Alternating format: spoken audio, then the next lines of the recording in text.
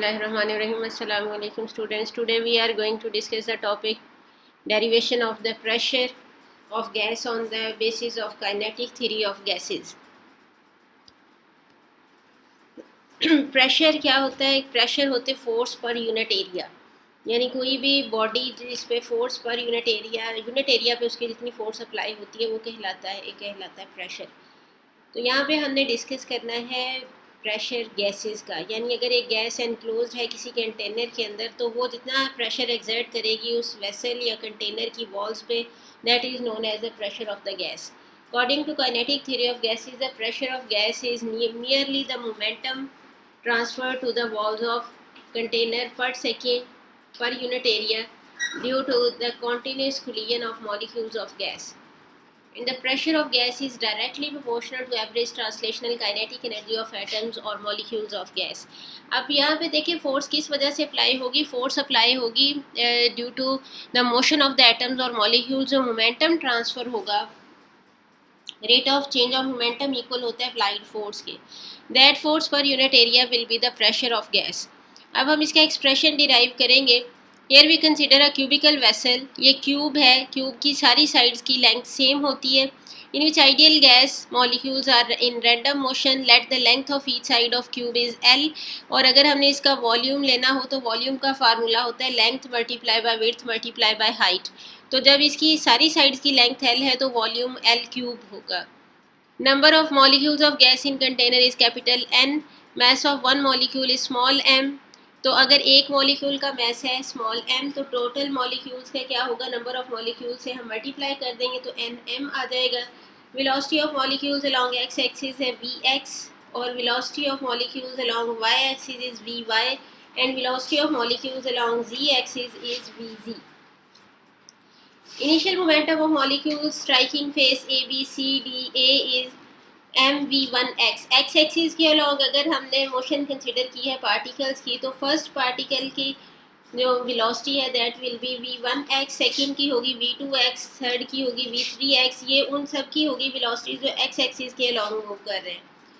और after striking the face, जैसे ये फेस है जो ए बी सी डी, इस फेस से एटम्स और मॉलिक्यूल स्ट्राइक करने के बाद बाउंस बैक होंगे विद सेम वेलोसिटी, लेकिन उसकी डायरेक्शन ऑपोजिट होगी. तो इसलिए फाइनल मोमेंटम क्या हो जाएगा after rebounding face A B C D A, that will be equal to minus M V one X. तो चेंज इन मोमेंटम हम कैसे फाइंड करते हैं? फाइनल वैल्यू में से इनिशियल को माइनस कर देते हैं. फाइनल मोमेंटम है minus M V one X और इनिशियल है एम वी वन एक्स. तो चेंज इन मोमेंटम क्या हो जाएगा? Minus two M V one X.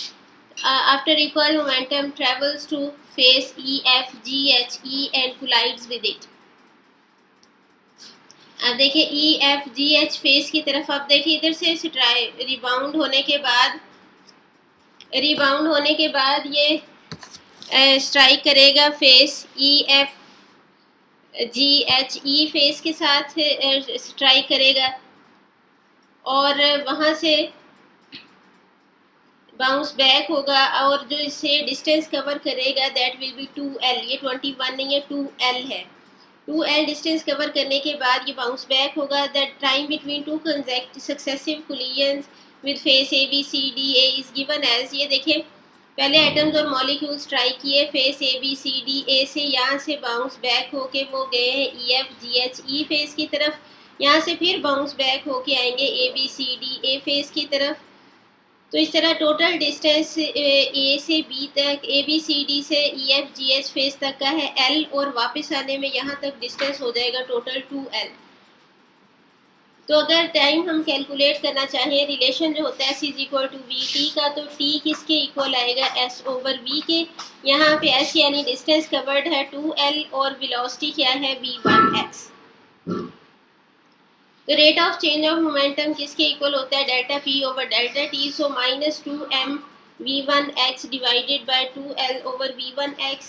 तो 2 के साथ कैंसिल आउट हो जाएगा. So minus m v1x square over L आ जाएगा हमारे पास rate of change of momentum. तो rate of change of momentum is equal to applied force by the wall according to Newton's third law. Force F1x exerted by molecules on face A, B, C, D, A is equal but opposite. देखिए अब जितनी force wall ने exert की है उतनी ही atoms ने exert की है, दोनों की मैग्नीट्यूड सेम होगी लेकिन डायरेक्शन ऑपोजिट होगी। तो इसका मतलब है 1x इक्वल आ जाएगा minus into minus M V one X square over L. So it will become equal to mv1x square over L. So this is the force exerted on the face A, B, C, D, A by the atoms. Similarly, forces due to all other molecules can be determined. हम F2x find करेंगे, F3x on Fnx find करेंगे, और first particle की velocity अगर हमने v1x लिए, second की लेंगे v2x, थर्ड की लेंगे v3x। Total force along x axis find करने के लिए सारे इंडिविजुअल एटम्स की वेलोसिटीज़ और उनके मोमेंटम को हम ऐड अप कर देंगे। तो इफ टोटल फोर्स आ जाएगी M V one X square over L plus M two V X square over L plus M three V X square over L plus so on up to V M N X over L. As pressure is a force per unit area, has pressure on the face perpendicular to x axis is px is equal to fx over a। अब area क्या होता है, length multiply by width. ये cube है, इसकी length और width equal है, तो l इंटू एल लिखेंगे हम, एल स्क्वेयर हो जाएगा। एफ एक्स की वैल्यू हमने यहाँ पे पुट कर दी, 1/l स्क्वेयर हमने बाहर लिया है। एफ एक्स की वैल्यू जो हमने फाइंड की थी क्वेश्चन में वो हमने यहाँ पे पुट कर दी। यहाँ से देखिए m ओवर l सारी टर्म्स में कॉमन है, इसे ब्रैकेट से बाहर ले लेंगे तो ये l स्क्वेयर के साथ मिलके l क्यूब हो जाएगा। So m over l cube into V one X square plus V two X square plus V three X square plus so on V N X square. Density क्या होती है, mass per unit volume. So dense mass क्या होता है, एक atom का मास है small n, तो सारे एटम्स का मास क्या होगा, कैपिटल N इंटू एम, और वॉल्यूम क्या है एल क्यूब।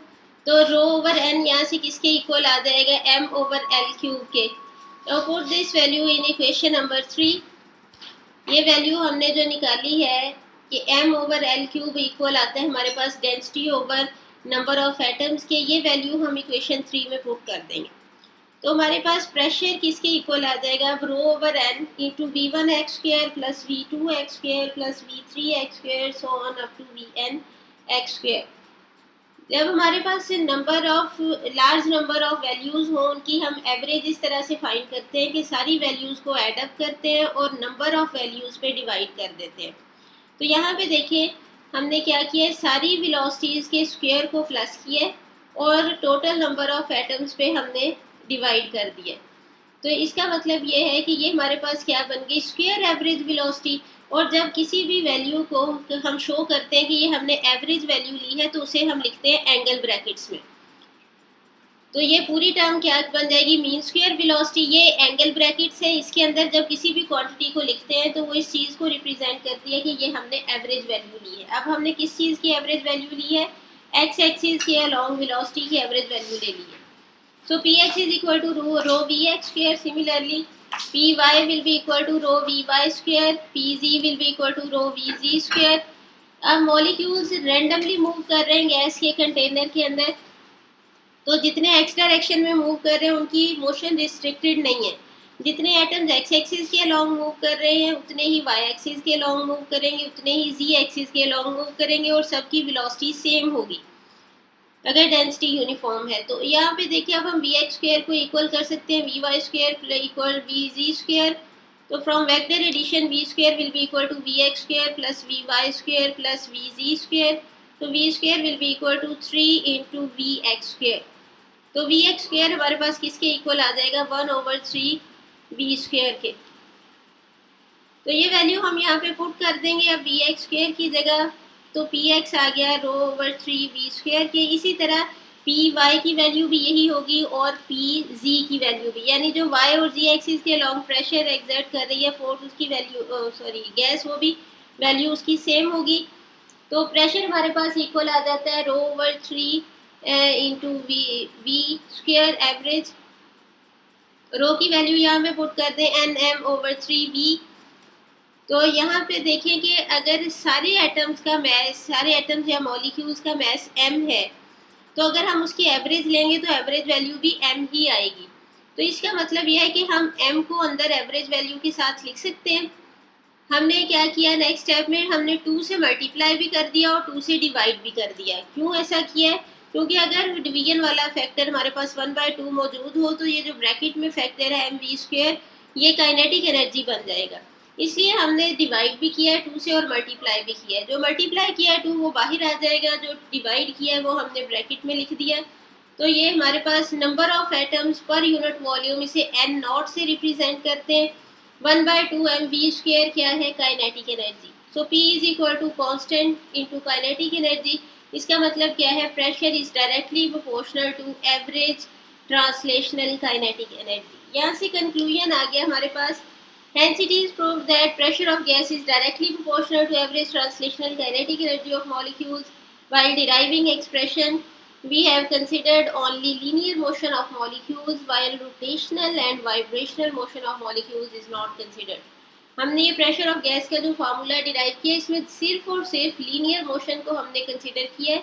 जो रोटेशनल या वाइब्रेशनल मोशन होगी एटम्स और मॉलिक्यूल्स की, उसको निगलेक्ट कर दिया।